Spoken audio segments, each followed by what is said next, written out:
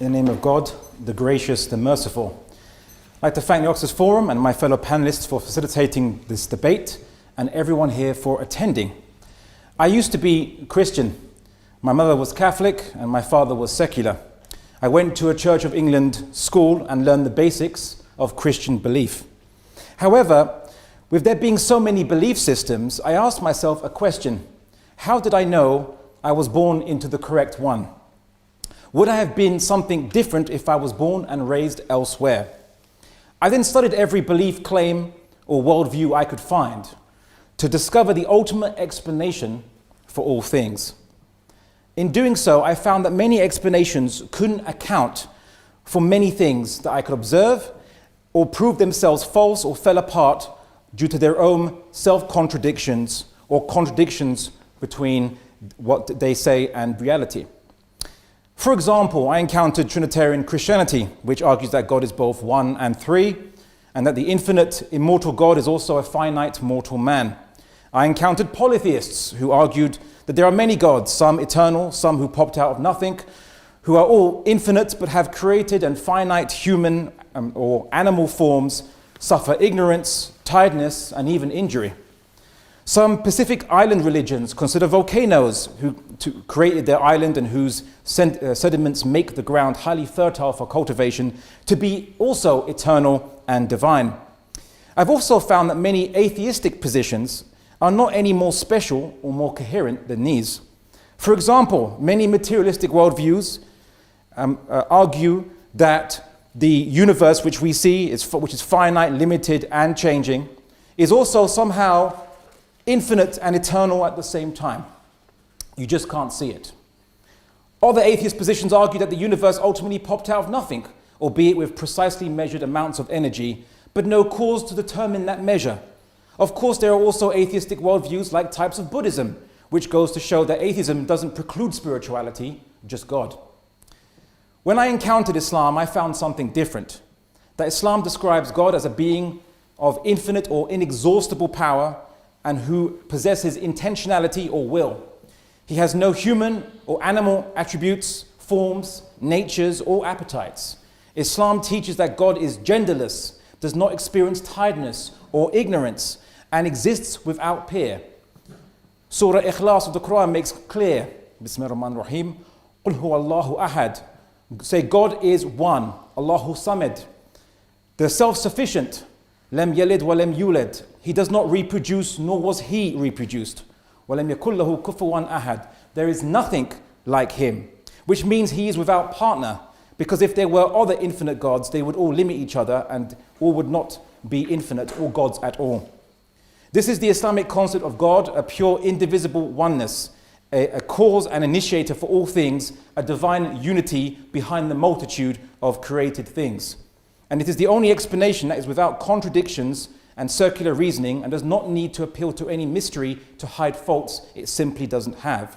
Islam's message to mankind is to avoid the error of mixing the infinite and the finite together and creating false idols by attributing to limited and finite things the attributes that belong only to the Creator and vice versa. Instead, Islam asks mankind to recognize the infinite alone as the ultimate creator of all things, who is separate from his creation and not like it. Is this a God peculiar to Islam? No. Anyone on earth today or in history who worships an infinite, unlimited creator who willed all things into existence and does not resemble any finite things or creatures worships the same God we do, whatever religion they call themselves. Islam teaches that it is not something new, but merely a reiteration of the same message that has been repeatedly sent down to mankind throughout different times and places, producing commonalities in many religions throughout history. Now to the title of the debate, Islam explains reality better than atheism. Some might say, well, atheism doesn't seek to explain anything. It's only a lack of belief of God or a rejection thereof. But atheism's denial of the existence of God carries the minimum corollary, that reality is completely explainable without God. And they'd be wrong in my estimation. There are four aspects of reality that only Islam's concept of God can ultimately and soundly explain, while atheism cannot do so without falling into self-contradiction. And these aspects are change, matter, finitude, and specificity. Atheism rejects the only sound explanation for change. If this moment depended on an infinite number of previous moments and movements, we'd never exist or get here. If I were to say that my opponents can begin their speech after an infinite amount of time, they would never have the chance to start their speeches, as an infinite amount of time can't end or even begin if you think about it. Likewise, if I asked a poor student, not pointing to anyone in particular, for £1 and he didn't have it, and he asked another who was equally poor, and so on, I'd never get that £1 until the chain of students found at least one student who had £1 to begin the chain of lending and eventually get to me. Now, this is known as the infinite regress fallacy, which is the same as asserting a beginning and no beginning at the same time. It is a contradiction and therefore impossible. The existence of change and movement requires a first mover. There's no way around that. And if it is the first mover, it means it chose to move things without being moved by anything else. Therefore, it has a will. This is the key characteristic of God, whose name is Al-Mubdi, in the initiator in the Quran. 2. Atheism rejects the only sound explanation for the ultimate basis behind matter. If matter gets its attributes and characteristics because it is made from something more fundamental than it, let's just say subatomic particles and forces, ultimately quarks and bosons, and these things are made of, let's say, quantum vacuum energy or fluctuations in such thing, or superstrings, one or the other for the sake of argument, what is quantum vacuum energy, or what are superstrings, if they even exist, made of? If something else, and that's made of something else, where does it stop? If it has no end, then nothing would exist. It's like saying a branch is held aloft from the ground by an infinitely tall tree, or a pond has no bottom to hold up the water, despite the water being at a specific level. The fact that anything exists and continues to exist proves there must be something fundamental that is supporting all these things, that itself isn't made of anything else and has no parts, and therefore is self-sustaining. The Quran calls God Ar-Razzaq, the sustainer, Al-Hafidh, the preserver, Al-Samad, the self-sufficient. 3.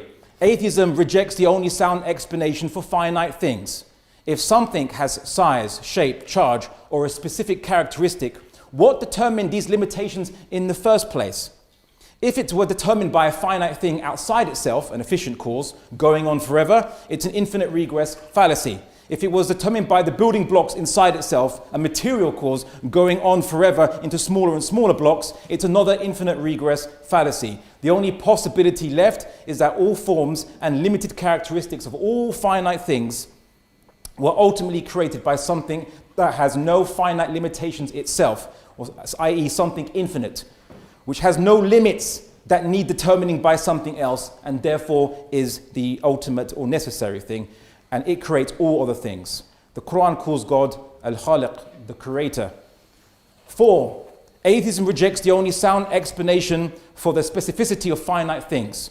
Things in the universe, including the magnitude of the forces of gravity, strong, weak, and force, and electromagnetism, and the amount of energy contained in the universe, are specific to a certain magnitude, size, quantity, and quality. Considering that the universe could have one quark more than it has, the question is, what determined it would be one way and not another? Perhaps the conditions prior to the universe's emergence, shall we say, led to the conditions we see now. But this only shifts the burden of explanation further along the chain. What then determined the precise pre-existing conditions before the universe that led to our universe being the way it is? If we invoke an infinite chain of pre-existing conditions to explain our current condition or the condition of the emergence of the universe, this is yet again another infinite regress fallacy, I'm afraid. The only remaining explanation is that something ultimately chose or determined by its will all things to be the way they are. The Quran calls God Al-Musawwir, the shaper.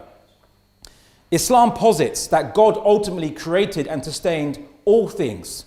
He is infinite, unlimited, and self-sustaining, and he alone measured out the numbers of things and apportioned all the regularities, or what you call natural laws, behind all things. It is the Islamic concept of God that not only explains reality better than atheism, but it is the only explanation, ultimately, that can explain reality that we see, which does not possess self-contradictions, circular logics, or appeals to mystery or blind faith. The arguments of atheists, in my experience, are no different to those I've encountered from polytheists, Trinitarians, or volcano worshippers. Atheists just call their God the universe, which essentially is just a bigger volcano. Thank you.